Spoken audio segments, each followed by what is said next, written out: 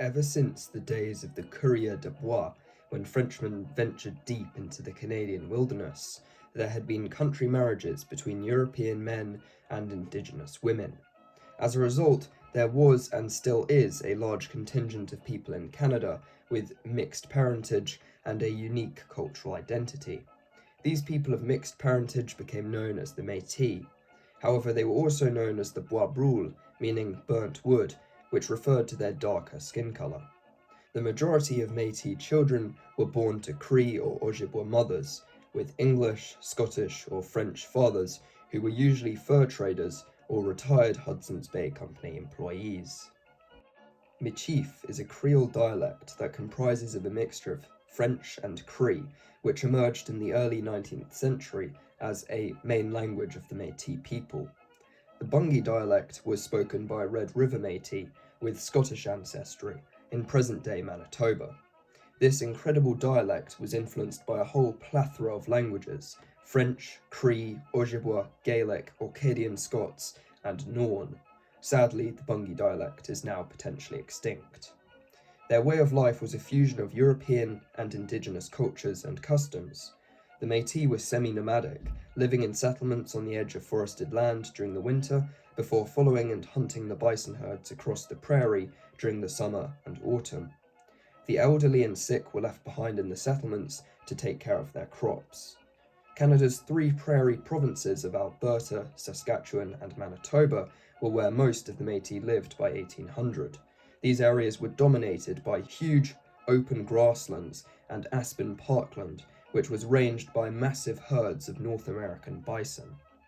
In the late 18th century, Métis began commercially hunting the bison as the fur companies of Hudson Bay and Montreal required pemmican to supply their voyageurs. The voyageurs were indentured servants of the fur companies, paddling goods and pelts back and forth from trading posts in their canoes over very long distances. Pemmican was a food made from dried and pulverized bison or deer meat, mixed with suet and sometimes dried berries as well.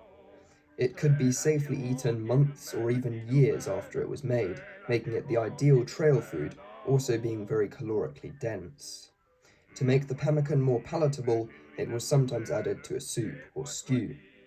It was the job of Métis women back in the hunting camps to prepare the pemmican by smoking or drying the meat. The bison hunt held a very important place in the Métis' way of life. The Métis would sow their fields in spring before setting off onto the prairie. During hunts, the Métis men would ride alongside the bison on horseback, muzzle loading and firing their flintlock muskets while galloping. The Red River cart was drawn by oxen, horses, or mules, being used to transport bison meat in bulk.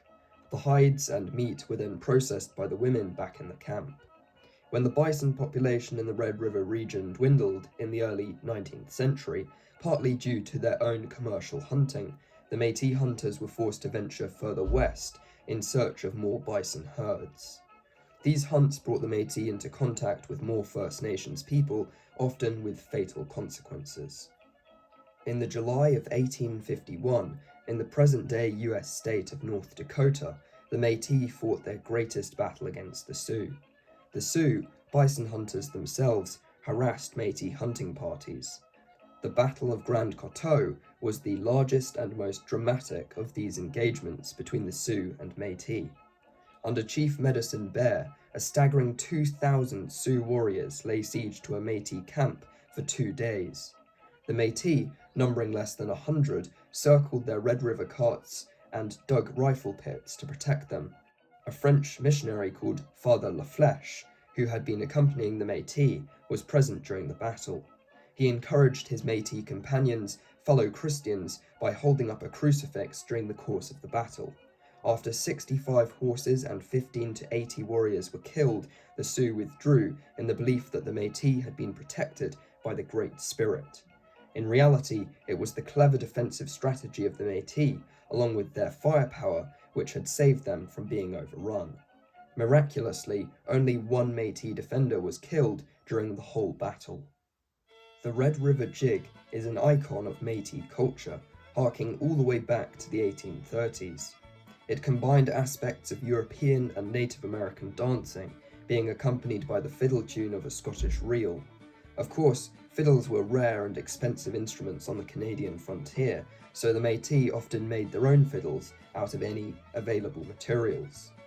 These lively jigs were very physically demanding and could go on for hours, so the dance was a show of physical endurance traditionally performed by men. The jig was such an important part of Métis culture that many fur trade clerks took it upon themselves to learn the dance as a sign of friendship and cultural acceptance.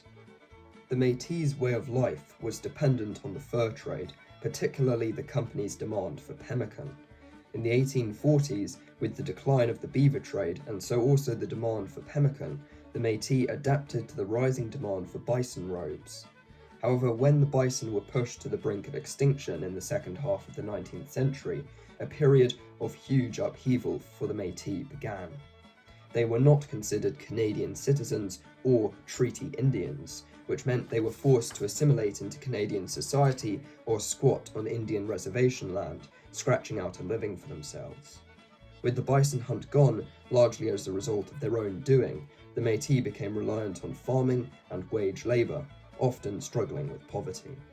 In 1885, the Métis attempted to preserve their rights and land as a distinct people during the Northwest Rebellion under Louis Riel. This rebellion was subdued by government forces.